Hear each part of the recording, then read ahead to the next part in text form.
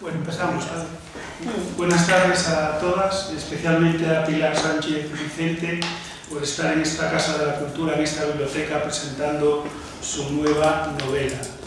Muchas de vosotras ya lo sabéis, pero bueno, hay dos clubes de lectura, un club de lectura específico de mujeres que se reúne el tercer lunes de cada mes, y también un club de lectura de la propia biblioteca que se reúne también un miércoles al mes.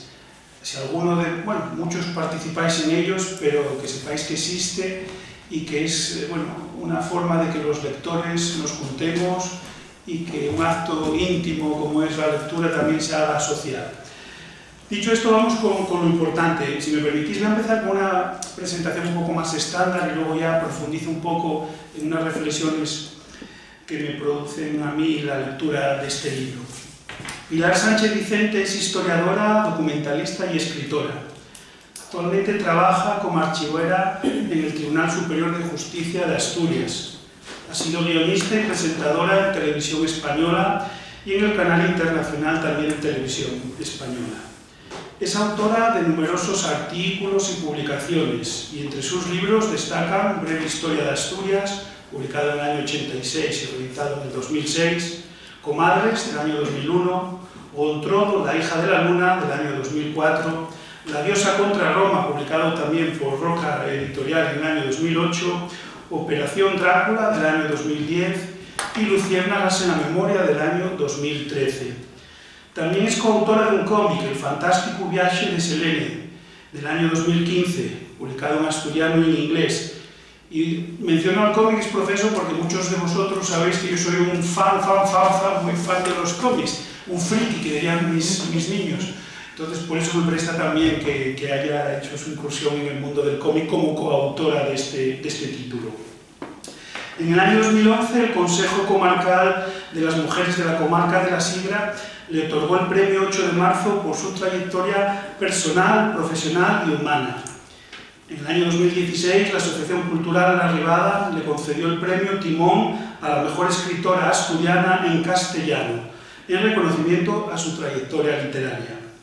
Y una cosa que me parece tremendamente significativa, y por eso la traigo también a esta presentación. Desde el año 2008, el Club de Hockey sobre Patines Ostercur Gijón, que ya sabéis que desde este año se llama Telecable Hockey Club, cosas del patrocinio, concede el premio Pilar Sánchez Vicente a aquellos jugadores que se hayan destacado por sus méritos académicos y culturales, además de los deportivos.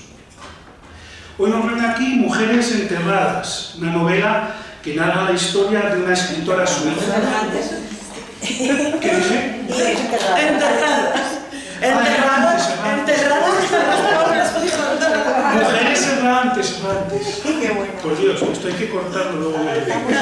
Mujeres errantes, que narra la historia, como digo, de una escritora suiza, Greta, de origen español y también concretamente asturiano, que está precisamente en busca de sus orígenes. Pero es también la historia de otras mujeres de épocas diferentes cuyas vidas confluyen. Personajes memorables, inolvidables, que el lector adopta como suyos de inmediato. Personajes como Julia, la chata de Cimadilla, Eloína, la tiesa. Mujeres errantes, de Roca Editorial, es la sexta novela de Pilar y ha tenido una excelente acogida de público y crítica. Se ha dicho sobre ella que es una novela de amistad, perdón, envidia, nostalgia, ambición. Quizá baste decir que es un libro que se disfruta de principio a fin, con una técnica narrativa impecable, con capítulos que nos trasladan de época y escenario, en el tiempo y en el espacio, de Suiza, de la localidad de Zermatt, una localidad de lujo en la Suiza, al barrio pesquero de Cimadevilla de Gijón, en los tiempos de antes, durante y después de la Guerra Civil Española. Julia la chata, que nunca aprendió a leer ni a escribir, dice en el libro: la calle no te da un diploma, pero te gradúa en sabiduría.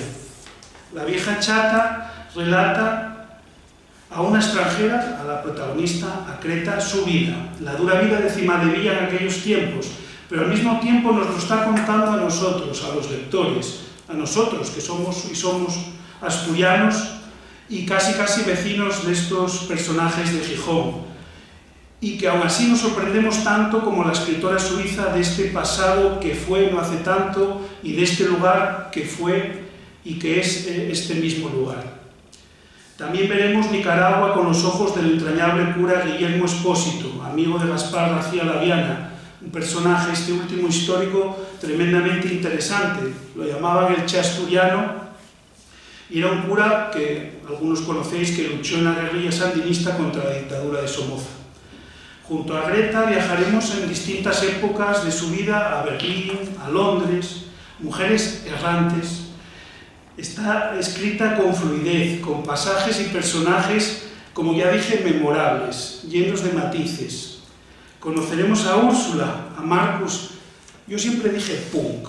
La última vez que dije punk y no punk, me corrigieron, pero yo, que siempre escuché Siniestro Total, los Ramones, los Sex Pistols, yo los sigo llamando punk. En español era punk. Bueno, el punk combativo de Marcus, Hans, que lo llamaban por su diminutivo Hansel, aquello de Hansel y Gretel, la protagonista, que era un profesor de literatura. En fin, personajes, épocas, escenarios muy variopintos, un cóctel que así dicho, aquí dicho, puede parecer extraño, pero que en el libro, en esta novela magistral, encajan como un puzzle, que va uniendo perfectamente sus piezas a medida que avanzamos en este mosaico de historias que acaban cerrándose en torno a Greta. Muy rico también Greta, este personaje en matices y que conoceremos desde niña, luego en el internado, la joven rebelde punk, la lectora empedernida, estudiante y trabajadora en Londres, la escritora, Greta en busca de su origen, que iremos descubriendo junto a ella, poco a poco, al tiempo que los lectores nos comemos las uñas un poco, porque, bueno, no puedo decir mucho, pero un poco más sí que puedo decir, no puedo contar demasiado, pero algo más sí. Digo que nos comemos las uñas, como digo, porque Pilar, la escritora en este caso, de forma tremendamente entretenida e inteligente, nos presenta personajes y pistas sobre este origen de Greta, unas pistas, algunas buenas, otras malas, ya lo diré, bueno, dicho ya lo leéis. En fin, que es un libro que recomiendo al 100%. De hecho, ya te lo comentaba, de la que subíamos aquí a la sala, es un libro que ya le recomendé a mi mujer que está ahora leyendo, el ejemplar que compré, solo compramos un ejemplar, no te lo confesé, el que yo ya leí, ahora lo está leyendo ella y vamos, la opinión es la misma que la mía. Bueno, solo deciros que estoy encantado por ello, podéis imaginar, de que hoy presentemos aquí este libro, en esta Casa de la Cultura, en esta biblioteca, y que lo mejor es que sea la propia Pilar Sánchez Vicente, el propio libro, el que ahora tome protagonismo. Os dejo con ella y muchas gracias por vuestra atención. Gracias.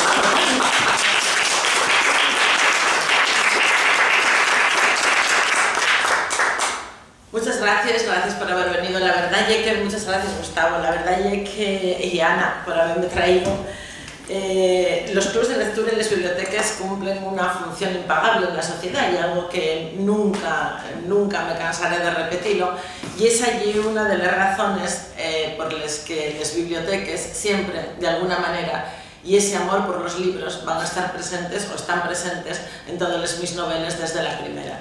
En todas las mis novelas, desde la primera, vais a encontrar siempre una serie de variables que van a ser las bibliotecas, que va a ser la historia, siempre se van a abrir puertas a la historia, puertas atinadas a la historia, porque siempre decía que la historia no se aprende en los libros de texto, que se aprende en las novelas, porque los libros de texto es para los historiadores. La gente común, cuando lee una novela, si hay algo que le atrae más en esta época de internet, no tiene más que mirar el móvil. Yo desde el principio que hice historia, que amo la historia y que me encanta difundir la historia, porque sigo pensando que un pueblo que olvida su historia está condenado a repetirlo y no hay más que ver en qué situación nos encontramos para tenerlo presente. Yo creo que es muy importante esa historia, recuperarla y traerla. Por eso os decía que la historia siempre la vais a tener presente en los libros, y en este caso siempre, generalmente también Asturias como escenario, pero nunca como escenario solo, porque el mundo es muy amplio, y es lo mismo que la historia, y es importante abrirnos a un concepto de historia global,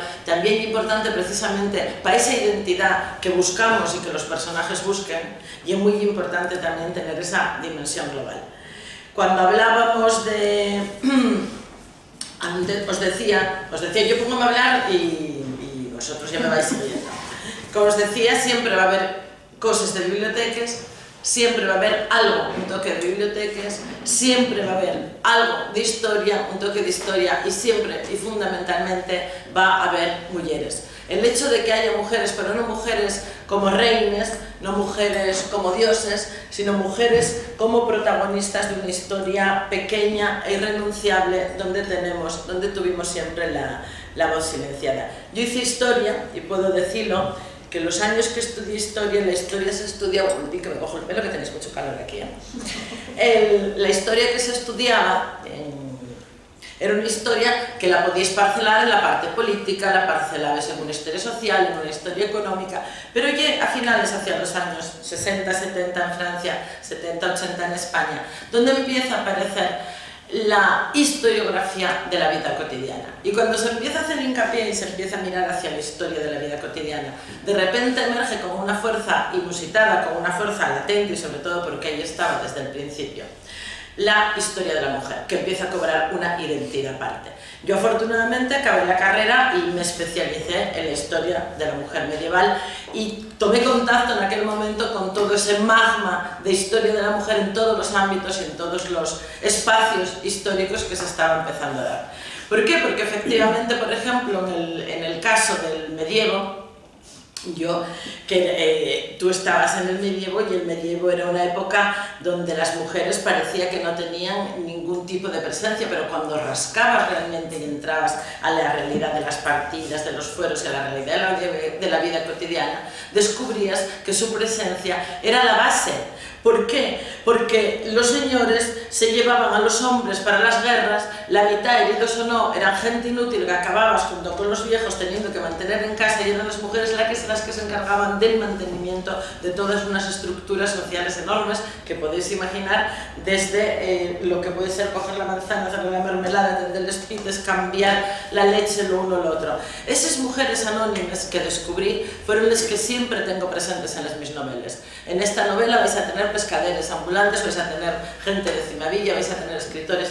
La historia que yo estudié era la historia de los grandes nombres, de las grandes mujeres asociadas o a un hombre, eran las mujeres de reyes, y yo lo que reivindico, y desde ese punto de vista siempre trabajo en todas las novelas, y precisamente en las mujeres anónimas, esas mujeres cotidianas. En este caso, los pescaderes ambulantes tienen un papel fundamental, y tienen un papel fundamental sobre todo porque por primera vez no trabajo con documentación escrita. Está ahí en la mesa esta novela, decimos un libro contando cómic y ensayo, pero por primera vez no trabajo solo, digamos, solo con documentación escrita, porque tuve la suerte de que me dieron 14 horas de grabación que están en el archivo de historia oral, Archivo de Fuentes Orales para la Historia Social de Asturias, siempre me lío con el nombre, la FOSA, el Archivo de Fuentes Orales para la Historia Social de Asturias.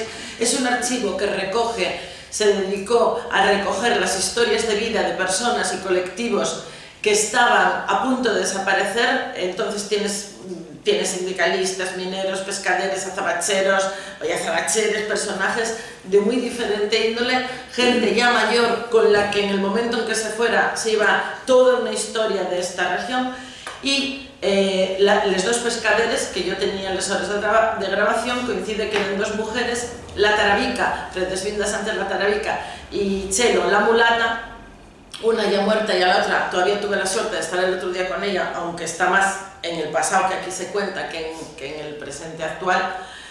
Esas dos mujeres aporten, yo creo, a la narración una riqueza, vale que mis personajes siempre son fuertes, contundentes y te atrapen, pero yo creo que aporten una riqueza tan sutil de matices, porque no es lo mismo que vosotros me leáis o escuchéis esto que yo os estoy contando a que me oigáis contarlo. Y esa voz que se ríe, esa voz que recuerda, esa voz que evoca, esa voz cuando entra, yo creo que al final penetró, y a través de los dedos de las venas la encontráis ahí, pulida en tinta y sangre, y por eso esa época que evoca, esa Cimavilla, esa Cimavilla que evoca la vieja pescadera, se hace tan real. Se hace tan real, y decías antes, dame unas gafas porque si no veo, son historias comunes efectivamente, y tú decías, y quedamos muy cerca de Cimavilla, pero lo gracioso es que de repente estoy en Simancas, en Valladolid, en Madrid, en Cáceres, en Badajoz, en sitios donde presenté la novela, y la gente que la lee dice que se encuentra también en esa Greta, en esa Julia, en esa vieja pescadera. ¿Por qué? Porque no solo representa una pescadera, sino representa toda una generación de mujeres que fueron las que sufrieron la posguerra, el hambre y la miseria de la posguerra. Daros cuenta, por ejemplo, que en la época que estoy narrando en Cimavilla, las familias morían como moscas. Si alguno vais al Parque Isabel la Católica, está la estatua de Fleming. La estatua de Fleming se hizo por suscripción popular entre los vecinos de Cimavilla, para que el inventor de la penicilina evitó que las familias enteras murieran por cualquier enfermedad, por cualquier infección, o, vamos, ya no os quiero contar las enfermedades venéreas, que en un sitio como Cimavilla también la propagación era inmediata. Cimavilla, por tanto, la historia de una época. Estoy dando pinceladas variadas porque la novela tiene muchas cosas, muchos ya la leísteis, tampoco voy a hacer spoiler. La novela tiene muchas cosas, pero Cimavilla, por cerrar con ella, Cimavilla es paisaje, pero es también personaje. Cimavilla es un personaje en sí mismo porque representa el barrio representa esa misma evolución.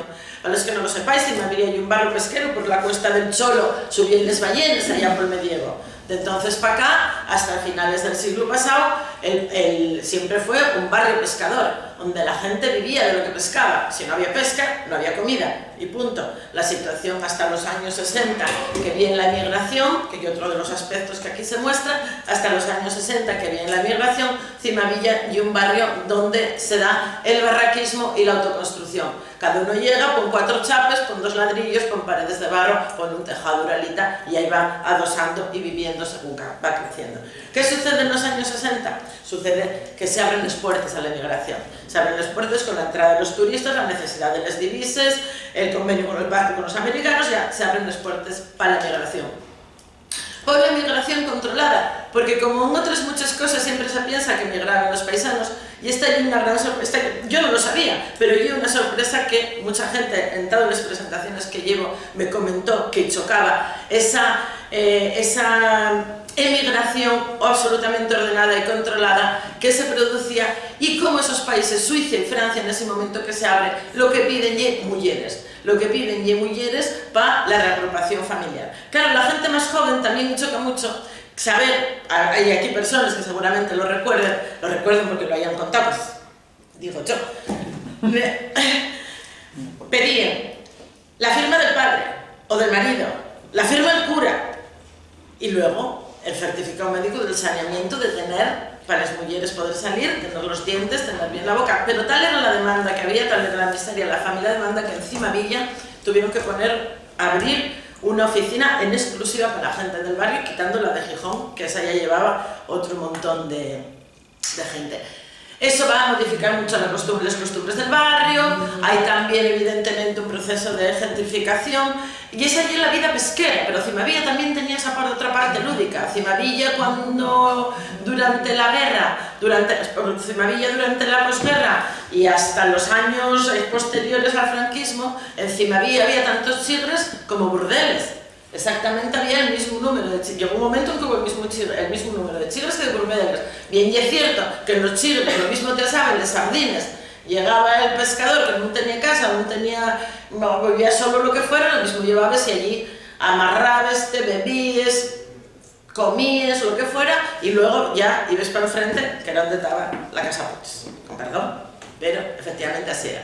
Donde mucha gente de Cimavilla también vivía de ellos, porque estas mujeres tenían rapacinos, tenían que lavar la ropa, tenían que plancharla, y muchos lo que hacían era externalizar, digamos, dejar con el mucho trabajo que tenían, que fueran los rapacinos de Cimavilla los que vivían de ello. Como veis, hay un mundo lo que se va a reflejar por la parte de Cimavilla, y un mundo que nos suena cercano, pero lo curioso y es que lo vivimos, porque se está reflejando en los años 60 y se está reflejando hasta los años 70, y no son tan lejanos incluso para los que nacieron en este siglo, pero son absolutamente desconocidos porque tenemos esa falta de perspectiva histórica que parece que como nosotros estamos aquí ahora y nacimos de Rey Pollo y Berza y de todo así, nacimos con el móvil ya puesto y olvidamos todo lo que haya pasado más allá de la semana pasada, ¿no?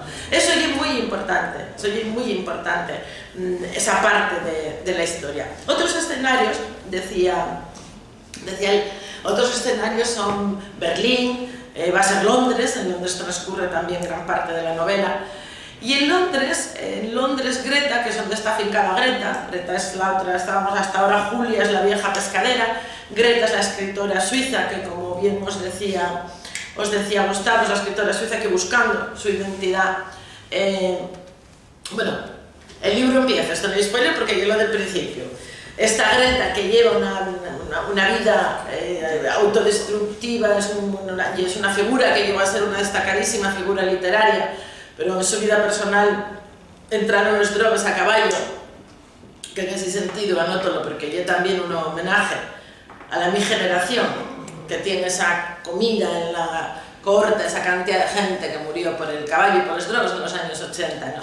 Eso refleja un poco el mundo de Greta, pues en Londres, donde en realidad nosotros no hacíamos más que copiar e importar los vicios externos, concretamente en este caso los de Estados Unidos, que sobre todo a partir de la guerra de Vietnam y del mundo hippie, y eso y un poco ese mundo bohemio transgresor de los años 70, los años 80 en Londres, el que también se refleja dentro de la novela, dando esa otra dimensión. Y Suiza, el pastelito de Suiza, que como decía, lo de Suiza, inventaron el reloj de cuco. En 500 años ellos inventaron el reloj de cuco y no es nada. Son una gente muy especial. Greta nace allí, marcha, vive en Londres, tiene varios periodos y a la salida de la última clínica de rehabilitación, de la penúltima clínica de rehabilitación, vuelve a Suiza a querer ver a su madre para reconciliarse con ella después de una historia de desencuentros. Esta es una historia, esta novela hay muchísimas historias de madres e hijas, de encuentros y desencuentros, y va para encontrarse con ella, se la encuentra en el hospital, se la encuentra con un cáncer terminal y cuando la madre muere le dice que no es su madre. Entonces en el primer capítulo, la primera página que vais a encontrar es Greta devorada por la noche, pisando a fondo el acelerador por una autopista francesa con un punto puesto en el GPS encima vía y no sabe ni dónde queda, en dirección ahí, a ver si ahí logra saber quién coño es ella. Y la tercera mujer que es Eloína, es la madre de Greta. Esa mujer que es Eloína es un personaje muy interesante, es un personaje muy controvertido, es un personaje de esos que siempre, nunca sabes si roza el bien o el mal, ¿no? O sea, al borde siempre, como estamos todos, porque yo creo que en la vida no hay nadie bueno, yo creo que no hay nadie que podáis decir es bueno, es malo, yo soy bueno, yo soy malo, somos en función de la vida, nos va acometiendo, seguimos un poco el hilo de la vida y vamos construyendo nuestra propia historia. En este sentido, así la van construyendo los personajes, sobre todo Eloína. Eloína es una chiquilla criada en la absoluta miseria de Cimavilla, que friega las casas, hija de madre soltera, con les rodillas totalmente ariades de la lejía, con las manos ariades, y sin embargo, la única obsesión que tiene la madre, el huevo, el mes que hay, lleva la en la cabeza, con un cepillín pinta y las medias, claro, porque para salir de la miseria, el constructo social, y eso en esta fecha también, que estamos hablando de violencia de género y malos tratos, podemos detenernos un poco en cómo esta novela lo aborda, ¿no? Pero el constructo social es lo que presenta. Una mujer no puede salir de esa situación de miseria si no y lo que nos ofrece Elena Francis, las fotonovelas, las radionovelas, el Cary Grant. En algún momento aparecerá un Cary Grant en tu vida y evidentemente tú lo único que puedes hacer, aparte de fregar como una perra de rodillas, porque no sabía ni inventar la fregona, fregar de rodillas, lo único que puedes hacer es aspirar ese momento y para eso tienes como que los domingos, que el día que libres, presentate en su mío, que yo como la sociedad presentate hermosa. Eloínas, con esa esclavitud y ese empeño vano, porque no deja de ver que al final, lo mismo, hay un autor, Paul Willis, un autor inglés que escribió un libro fantástico que es El hijo de la clase, ¿por qué el hijo de la clase obrera sigue siendo clase obrera? Y en este caso lo que ellas ven alrededor es que por más que seas o quieras ser, al final todas quedan allí, con mucho preñaz del rico, y es lo más que se aproximen a casarse con él, ¿no? Y salir de aquel estadio. Y Eloína, en esta migración, ella llega a Suiza y el factor desencadenante de todo es cuando abre un grifo y ve salir el agua. Daros, imaginaos encima Villa había una fuente donde vive en la Plaza de la Corrada, que ahora podéis ver, la fuente de la Corrada, que ya no la podéis ver, porque ya la quitaron, pero una fuente. Y en aquella fuente cogían el agua para beber, para cocinar, para lavarse, lavar la ropa. La vida hacía alrededor de una fuente. Imagináis lo que lleve una Plaza de la Corrada, que yo no sé si os dais cuenta cuál es la Plaza de la Corrada, así de pequeñuca, con una fuente en medio y con más de 100 rapacinos, solo rapacinos, más de 100. Más los paisanos, los marineros, los mulleros, todo el mundo haciendo la vida fuera de la calle porque las casas son tan pequeñas que no hay sitio. Realmente, lo guapo y esa dimensión de la realidad que yo creo que esta novela me permitió dar, el tener esos recuerdos nítidos y vívidos, esos recuerdos, aunque dulcificados por la edad, que estas dos mujeres pudieron ofrecer, que son, como os digo, fantásticos. Eloína entonces llega a Suiza, ve el grifo, hija, ella jura que no volverá a España, y no vuelve. Ahora, evidentemente, para no volver, pues muchas veces estará... la vida te pone al filo de la navaja y las decisiones que tomes y adoptes, bueno, pues son en función de esto. Y una novela de viajes. Yo creo que hay un viaje, son errantes porque están realmente sin miedo, sin rumbo y sin freno y sobre todo con la idea siempre del viaje, de un viaje en múltiples dimensiones. Un viaje espacial, como os digo, porque vais a ver todas esas ciudades, vais a ir a Nicaragua, os vais a encontrar una Nicaragua hermosa y salvaje, pero lo único que os puedo decir es que en todos los escenarios que vosotros veáis, todos los escenarios fueron vividos, embotellados, trabajados, y digo embotellados, ahora también al embotellados. Yo conocí a un autor que escribía libros de batallas navales y mareábase, no cogía una lancha ni para salir por San Lorenzo, para dar la vuelta, esa que te dan así de media hora. Decía, ya no puede ser. Ya no puede ser.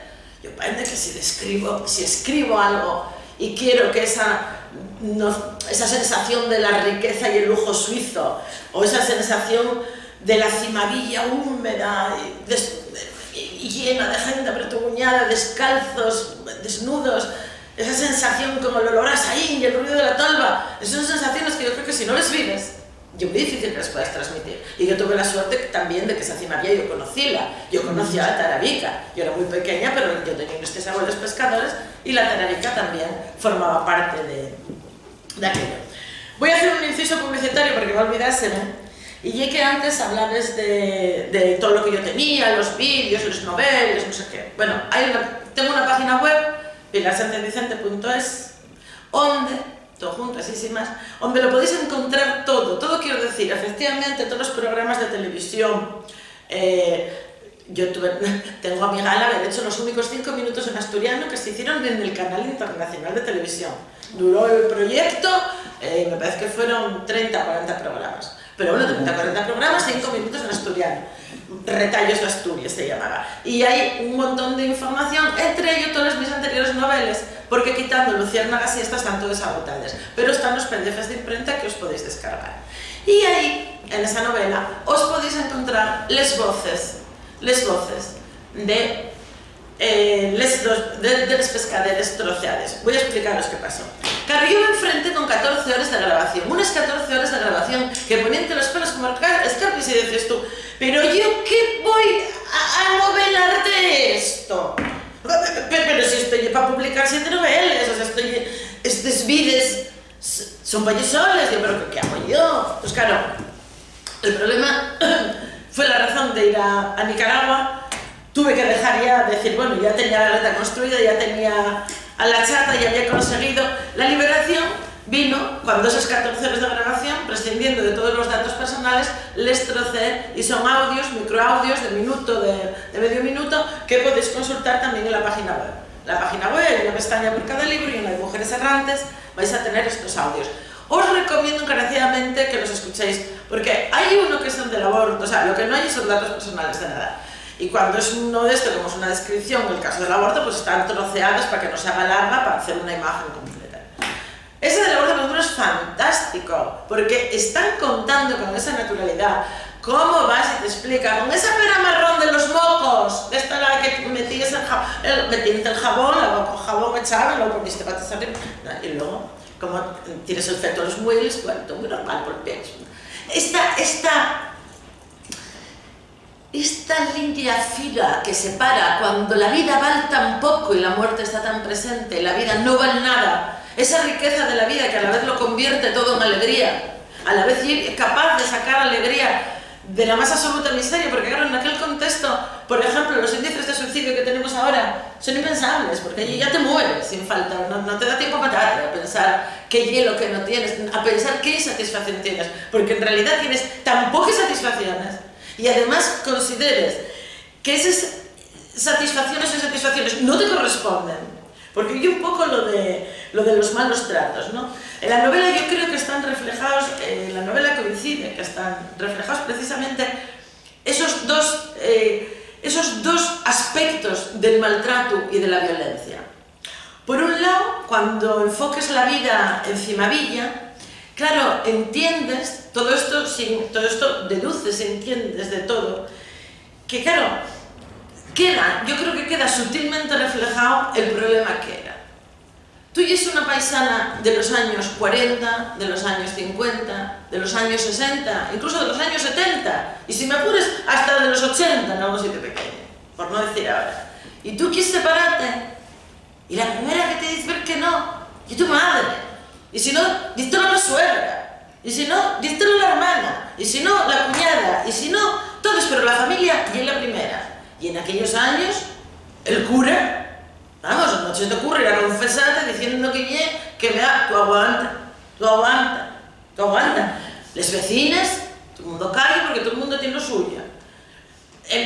La Elena Francis, acabamos de verlo por los periódicos, como era el consultorio de Elena Francis, o sea, la absoluta desvergüenza que había en domesticar de esta forma a las mujeres, y luego si no ya tienes el Estado que vamos, ni te consiente ni divorcio, ni separación, ni nada, ¿no? Entonces, en ese contexto, la dominación y la sumisión son como naturales. Tú naces en un magma, terrorífico, pero del que realmente no ves a salida, y que la salida no parece ni perceptible. La diferencia con ahora, precisamente, yo creo que es eso, que rompimos ese manto de silencio y de invisibilidad y de absoluta... rompimos ese marco. Yo creo afortunadamente queda muchísimo por romper, no hay más que verlo, pero por lo menos ya no hay esa sensación de la impunidad de la violencia, de que se puede ejercer una violencia impunemente contra la mujer de forma sistemática, establecida, estipulada y sin que a nadie le llame lo más absoluto la atención.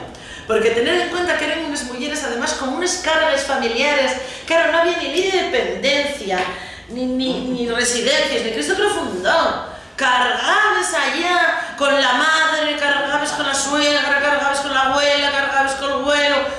Y vamos, que no quedaras viudo o soltero porque ya estaba claro que ese era tu destino, no ibas a tener otra redención posible. Y si encima te tocaba un mal marido, carga con él también. Aguanta, hija, aguanta. Es decir, y es muy difícil en aquel momento,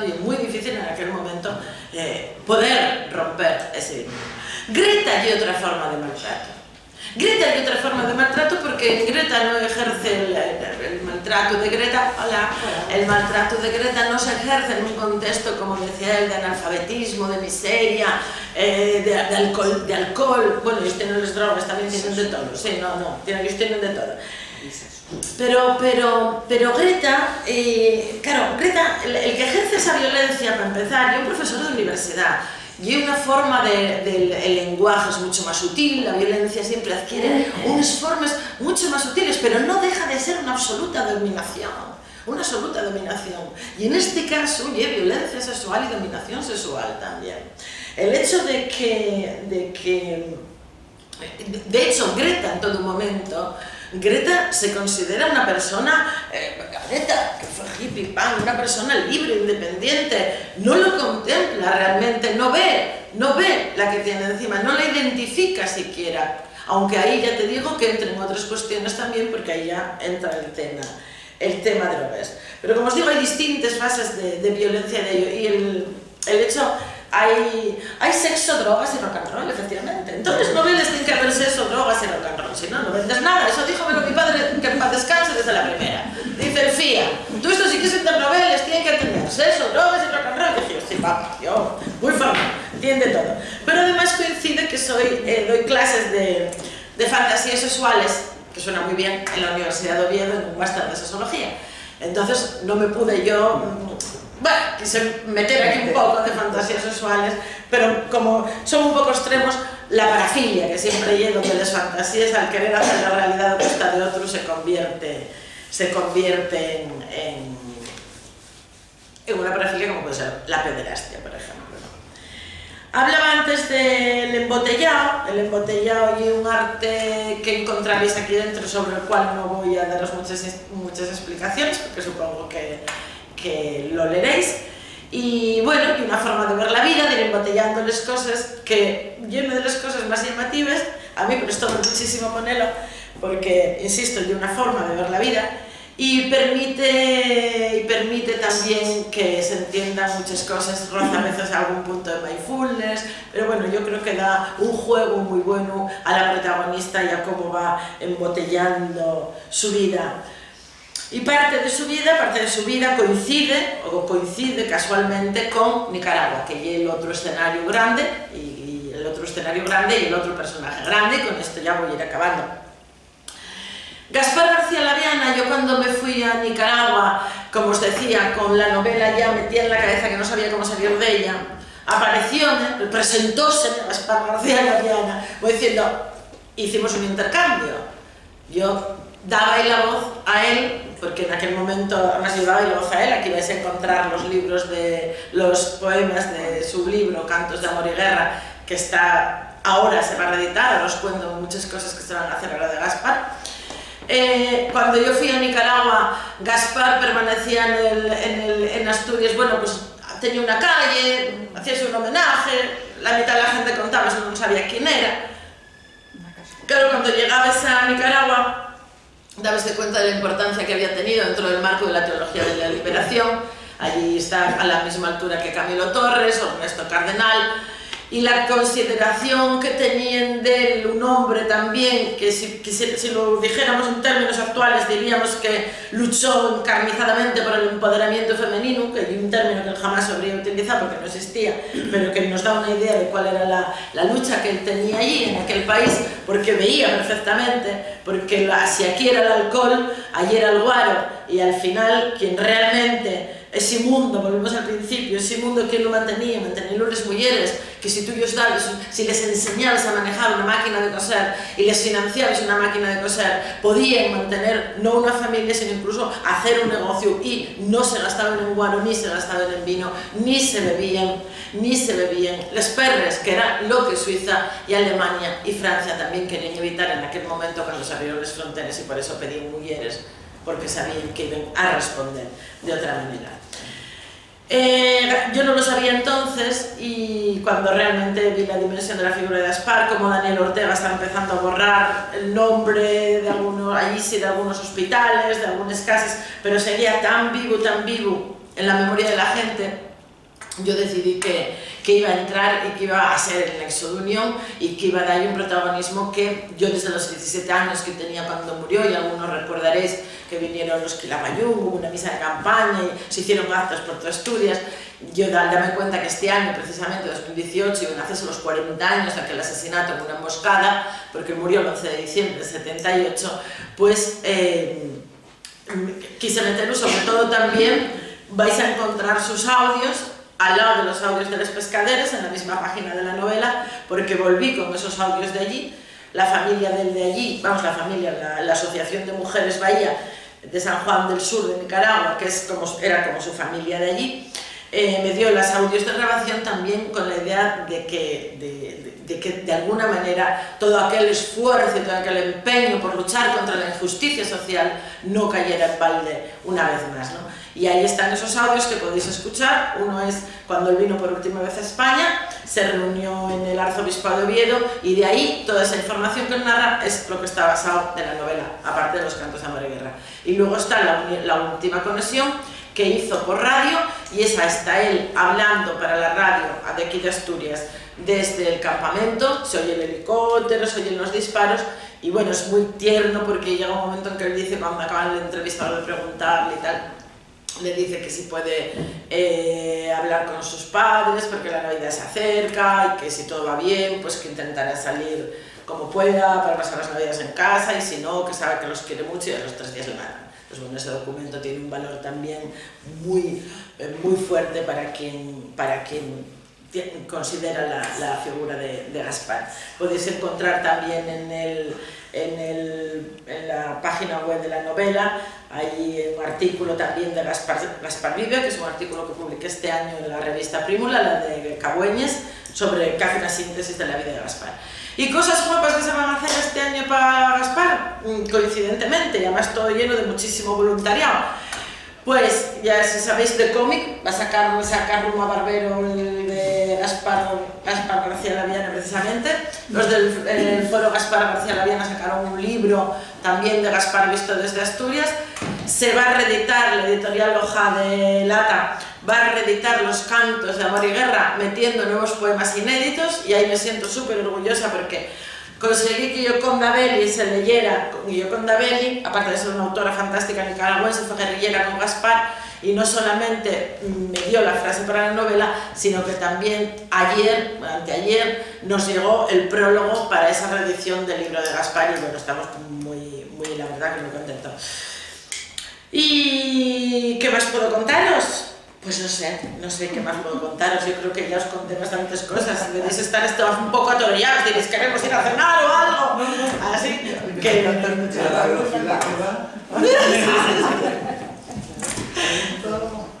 Pues no sé si tenéis alguna pregunta, quien lo hayáis leído, alguna pregunta, algo que queráis, algún aspecto de la novela que queráis destacar, no sé, lo que queráis. No hemos leído todavía, lo vamos a leer. Bueno, pues entonces os cuento. La podéis encontrar €1 más barato que en librería, precio y presentación. Vamos, esto digo yo, que talle el de grado, el grado. Una cosa, Pilar. Tú te encontraste con estas mujeres de las que tienes los audios, ¿tenías la novela ya planificada? ¿La novela la planificaste en función de ellas? Claro. De hecho, el problema, como os digo, fue encontrarme con aquellos audios, porque es que era una pesadilla. Hasta que no los trocé, me liberé de ellos. Decidí que no iba a contar su vida, que iba a contar, me inventé el personaje de Julia, que es vecina de la Tarabica y de Chelo la mulata. Entran en la novela, la invento, la hago vecina de ellas, y con eso me libero ya de ese peso pesado. De ese peso pesado que es cargar con toda esa información. Y entonces troceo la información, que esa es una labor ardua, pero la verdad es que claro que son minutinos muy pequeños. La descripción, lo más largo debe ser de lo de Rambal, pero cuando te cuenta lo de Rambal, con la Tarabica como era, que tiene gracia, porque vamos, la Tarabica era un personaje, la Tarabica y era de estas mujeres de Cimavilla que paseaba el rato para arriba y para abajo, pero de estos así,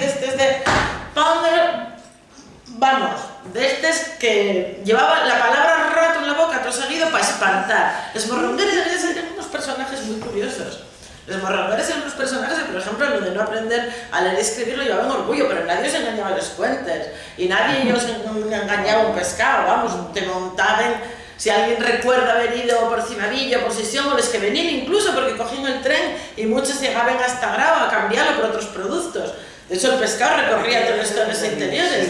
Sí, venían y cambiaban. Todavía contaba el otro día Viri, la del Yar de Viri. Contaba, bueno, Viri, la del Yar, como si hubiera muchas Viris del Yar. Y contaba ella cómo llegaban allí las mujeres en tren y todo el mercado que había de viudes de guerra, y nuevamente volvemos a las mujeres como los soportes de unas economías subyacentes, de unas economías que claro, esas no figuran en los libros de historia. Es el vuelco que dio la historiografía en aquel momento, cuando de repente, aparte de escuchar esas variables económicas, entra el trigo, sube el precio del grano, esto que nos tienen mareados todo el día, la bolsa, el índice de Dios, no sé qué, y luego al final la vida concreta es en cómo los abuelos están con la pensión, cuidando de los nietos, luego las realidades son otras, y si tú quieres escribir y que alguien conecte con las realidades de siglo, por más que hables de la prima de riesgo, como no sea un que de riesgo de ahí de la mata, no va a entenderlo, quiero decirte, no estás transmitiendo. Y entonces eso es lo que yo quiero transmitir en mis novelas, y eso es lo que espero humildemente que cuando la leáis podáis hacer esa inmersión en el curso del tiempo, rescatar los vuestros propios recuerdos de la memoria y disfrutar de hacer ese viaje en el tiempo y no perder la memoria de lo que fuimos y de lo que somos. Muchas gracias.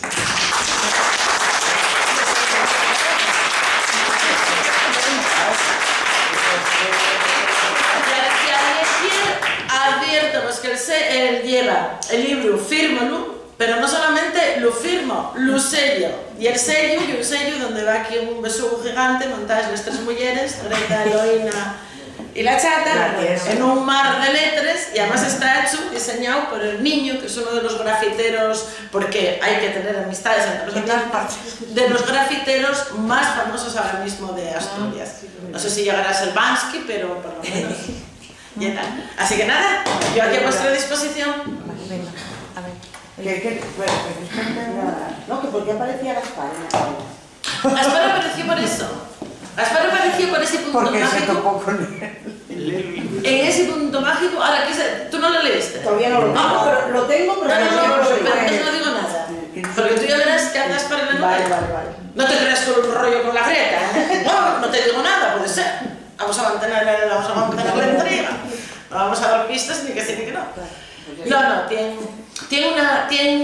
aparece en otro aspecto que no hablamos, porque claro, la novela, como digo, tiene muchos frentes, pero si hay el hilo conductor, son unos cartes que yo creo que también todos recordaréis, aquellos cartes que venían por avión en papel de seda, con los barrines rojos y azules para avión. Pues ahí, esos cartes que yo tuve la suerte, porque aparte, no lo mencioné, pero aparte de la información oral, yo contaba también con la autobiografía de mi padre, que es de esa misma época. Hay mucha información que proviene de ahí. Y entre lo que al cerrar y tirar la casa familiar, cuando ya murieron los dos, parte de lo que encontré era una caja de cartón llena de cartas. Llena de cartas, que voy a contaros la última anécdota, porque si no acabamos, la última anécdota, eran las cartas de un jesuita amigo suyo que estaba en el otro continente, en Venezuela, en Nicaragua, bueno, recorrí más países, y el jesuita que yo cogí las cartas. Y claro, yo por un lado tenía Gaspar, teología de la liberación, a les armes por la fe, que es la hostia comprender eso, a mí llevo un trabajo intentarlo llegar a les armes a través de la fe, pero bueno, estaba así. Y luego tenía aquellas cartas. Entonces yo con mi inocencia, yo casaba aquello. Y chirriábame algo. Y tengo una amiga que siempre dijimos que sería papisa si no fuera porque yo mujer y con la iglesia hemos topado. Y entonces, claro, según les pasé, las cartas eran de un señor que digamos que era preconstitucional, era antes del concilio, vamos, del Vaticano, o sea, ni de nada. Entonces él era de los de pobres negritos, sí. Aquí todos son unos listos, claro, era como horroroso. Y yo decía, pero esto no me casa para nada, lo que yo vi en Nicaragua, la teología. Y entonces las cartas, y ahora sí, tienen un lenguaje adecuado a los dos personajes que son Guillermo y Gaspar. Sí. Esas cartas quedaron yo creo que... ¿Se puede contar más? Pues no, nada, ya lo leo. No, vamos Pilar, ¿y crees que a este ritmo que has descrito, que siempre es el pasado, claro, para nosotras es interesantísimo, pero tú crees que basado en todo eso, la mujer de hoy día, con todo lo que ha costado, y lo sabes que desde nuestra generación ahora, ha sido tremendo y ha sido un cambio a todos los niveles, ¿te puede atraer algún personaje en algún momento del siglo XXI? Porque es todo tan distinto, pues sí. Aunque se repita lo mismo. Pues concretamente mis siguientes novelas del siglo XXI. No, mejor, pues sí. Pues mira qué gracia. porque todo está basado en el pasado, es como una ensoñación. Pero ahora que vemos... Bueno, del pasado aprendes muchas cosas. Y además esta llega ahora, la novela de 2013. Esta sí, bueno. Bueno, yo lo leí y quiero decir, son mujeres que tienen unas vivencias que yo creo que son trasladables a cualquier momento a lo largo de... Sí, ya te digo que... Tienen unas vivencias que no se pueden desvelar, pero bueno, que yo creo que también las sacas del contexto de Cimavilla y las pones en la Cuenca Minera, las pones en un pueblo de Grau, las pones en Simancas, en Valladolid, ahí tenía la Roberta ahí sentada delante, que la lié 3 veces, la señora con 95 años, y lloraba cada vez que la leía, y ella era agricultora, y sin embargo, es que era... Aquí hay un dicho, ¿no?, que conoceréis muchas de vosotras, que en Grau, los hombres en el bar, las mujeres trabajando, y Valentín Andrés, que da nombre a la biblioteca, contaba en sus memorias que no era raro en Grau la familia aquella que despuntaba o salía un poco de allá, precisamente cuando quedaba viuda la mujer, o sea que eso... Pero luego también me llama la atención algo que comentaste, la Suiza utópica, y luego contas algo en el libro que yo no sabía y que me dejó completamente descolgado, que fue el último país europeo en permitir el voto de la mujer. Sí. Suiza. En el 76. Bueno, son muy especialinos, tenéis tu razón con lo de especialinos. No, yo soy de sociales, aquí una Yo te digo que...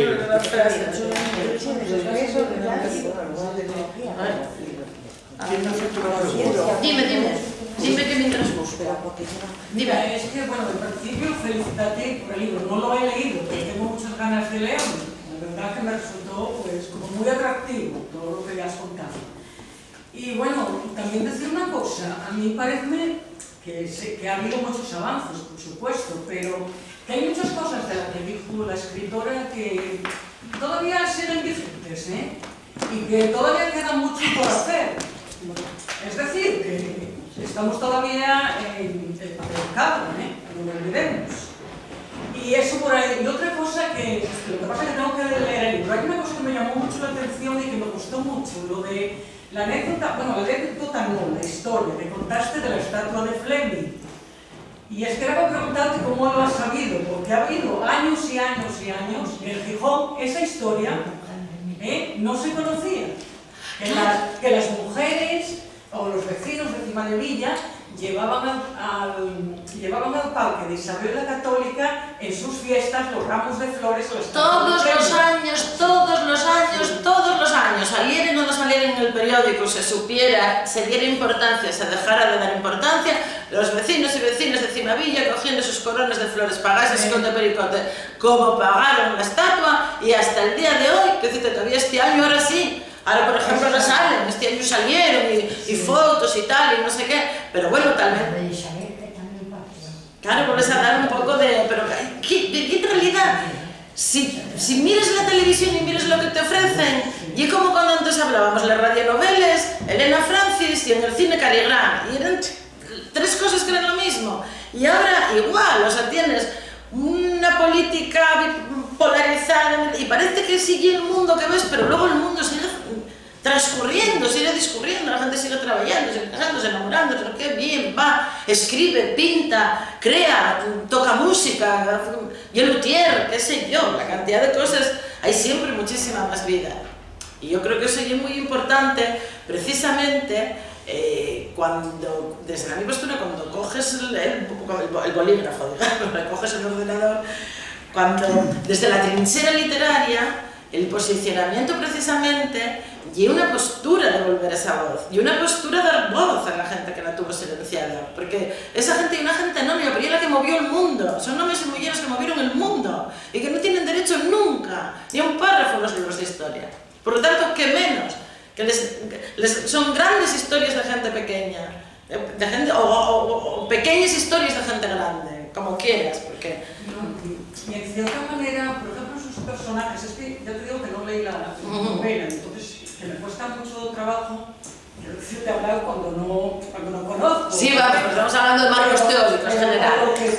Por lo que tú estás hablando, en cierta manera las mujeres de Cimadevilla, de esa época que te refieres tú, en cierta manera no, eran unas mujeres empoderadas, la pescadera, la tabacalera, quiero decir, la que trabajaba en tabacalera, quiero decirte que en ese sentido tenían su propia economía, ¿me entiendes lo que te quiero decir? Claro, porque la mitad de las veces luego beben ellos a los paisanos, porque ellos no lo quieren tener cuenta. Date cuenta de la perversión del sistema. Los paisanos, claro, eran los que controlaban.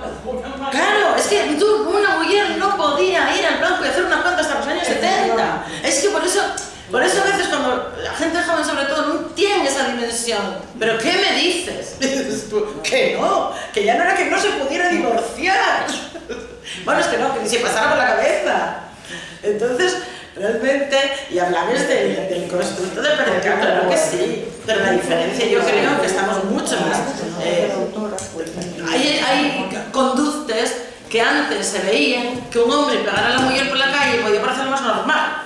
Tú ahora si ves eso, llamas a la policía o tienes mala conciencia por no llamar a la policía. No sé cómo decirte, hay cosas que ya no consientes, actitudes... Bueno, las últimas noticias, tremendas. La violencia de género en nuestro país es sangrante, ¿eh? Tremenda. Tenemos todas las mujeres en este sentido. Sí. O sea, sensibilizamos, porque vamos, ¿eh? No conociste, vamos, estás hablando de idiomas ¿no te hablaron nunca de empezar a ahora? Sí, ojo. Porque vamos, yo muy bien con. Sí. Tengo mis vivencias también de todos los días de Mavilla. Pues ya verás cómo lo vas a encontrar, porque además hay esa síntesis luego ya empiezan los pas, la cabaña, luego ya el cóndor, eso está todo un poco... Por eso digo que yo decía Villa, paisaje y personaje, porque también tiene una evolución con el tiempo hasta llegar ahora... Porque claro, ahora Cimavilla veis, y es súper cookie. Claro. 60, 70, 80, los 80 fui cuando entró el caballo, que aquello ya quedó, los casos no se le ocupa, o sea, muy mal rollo, y luego ya llegó la gentrificación, digamos, empezó a venderse y empezó ya a ponerse cookie, tiróse todo lo que era, todo lo que hay ahora en realidad, ya es tan nuevo como el Fontán, son todas casas nuevas de paquete, queda poquísimo. Cuando anduve con... porque claro, la siguiente parte de esto ya la locura y que todo el mundo quiere que haga visitas ya después de Cimavilla. Entonces, no, yo encantada, ya pedí para los Reyes un pinganillo de eso. Solo me falta un de la reina Leticia, pues porque es mucho más interesante, te digo la verdad. Entonces, ese viaje, por ejemplo, hice, no salió porque de repente no sé cómo acabé con un chino que estaba radiando en streaming para China un paseo por Cimavilla. Y bueno, venía a Asturias, estuvo pues, en el museo de no sé qué, tal, y la de la librería Cervantes, Conchita, dice, es que voy a Gijón, dijo, hombre, Gijón, Pilar, no sé qué. Y llamaron y yo, bueno, y dice, no, y un chino, y es que tiene que ser hoy, no hay manera, tiene que ser un chino, y va grabando por streaming y transmitiendo en directo. Y yo, bueno, y allí voy yo con el chino, y digo yo, ¿y qué? ¿Cómo va el directo? Y dice, ahora mismo, porque hablaba con la L, era una cosa curiosísima, y vivía en Barcelona, pero hablaba castellano, pero con la L. Dice, ahora mismo tenemos 2 millones de personas. Y yo, 2 millones de personas, 2 millones de personas. Bueno, pues claro, te matabas, porque cuando llegamos, enseñáis, por ejemplo, el Callejón de les Fieres. El Callejón de les Fieres en Cimavilla y sigue cerrado, tapiado, pero entre el Callejón de las Fieras. Y claro, hay mucha gente que piensa que pasa cuando por allí y piensa pues que era, que sé yo, que habría leones o que tendrían, que sé yo, perros rabiosos. Y no, era que no se atrevía ni a entrar la policía de los Fieres, que eran los vecinos que lanzaban cara por allí. Pues claro, son motes, ese humor playo, que en realidad hay muy, lo que os decía, hay muy de eso. De cuando la vida no vale nada, un chiste y un reíte a los sioles, ya es lo mejor que te puede pasar en tu día. Entonces, y ese, el valor de las pequeñas cosas, ¿no? Oye, pues ahora que dices eso de Cimavilla, bueno, y yo sé que hay que acabar. Que yo también cuando lo leí que viene a vivir para allí, visitaba a Julia y todo eso, y digo, ¿dónde estaría la casa situada? Y hablas de un bar, que claro, yo como no lo conozco, pero digo, esto tiene que tener todo un escenario, pum, pum, pum. Sí. Y es que yo veo yo llegué, yo imagínome a la chata perfectamente, bueno, y a la tiesa también, o sea, yo tengo hecha una tal de cómo son, ¿eh? Sí. Yo soy como muy cinematográfica, y cuando bien que veo el barrio y todo eso, Digo yo, claro, esto Pilar Corondo, pero yo no tengo ni puñetera idea de... No, porque hablas de un bar, que me imagino que es un bar conocido. Claro, pero no, los únicos que salen en la novela, que se mantienen como estaban, son los de la Costa del Sol. Esos son todos, el planeta, el mercado, los ballenes, esos ya estaban en aquella época, esos ya vienen de principios del siglo pasado, esos ya fueron chigres y ya son bares y ahí mantienen, esos son, ahí se repartían, esos salen en la novela y en los audios, porque allí donde se repartían los marineros de Quiñón y allí donde echaban. Decía eso de los paisanos y las mujeres. Hubo una exposición el otro día de una inglesa que vino con el National Geographic. Dijo una exposición preciosa, pero preciosa. Va a venir a Grau también. Uy, no os la perder, Es del Museo del Pueblo de Asturias. Uy, no os la perder, impresionante. Y ahí lo que dice, ¿sabes? Los bares, ella dedicase a viajar por Asturias en un año, en 1920 y pico, y ahí efectivamente las fotos son los chigres llenos de paisanos, ahí se está, de paisanos. Y los mercados llenos de mujeres, vendiendo, comprando, pero vendiendo, porque claro.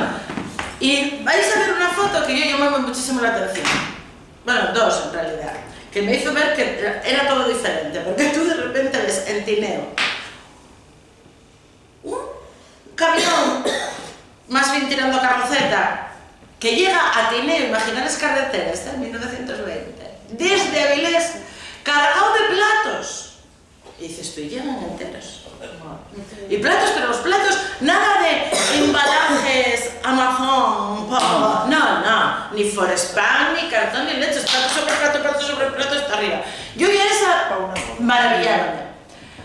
Pero dices, claro, tenía que ser una loza, vamos, que resistiera de todo. Pero la que más me llamó la atención y la de los huevos. Una paisana, una viejina de este está vestida de negro, allí sentada en cuclillas en esa postura así de sentada a lo indio, con un pasio lleno de huevos blancos, sin paja ni nada, amontonados unos en otros. Digo, madre, con las cáscaras de ahora, que rompen con mirales. Claro, esas cáscaras de huevo no podían ser como las de ahora, tenían que ser igual que una esclaloza de los platos. Sí, era lo que va, era todo de mejor calidad. Claro, es que ves y dices tú, pero una pasia así llena huevos. Dices tú, bueno, es que solo de ponerlos unos encima de otros. Y no, pues con los huevos están enteros.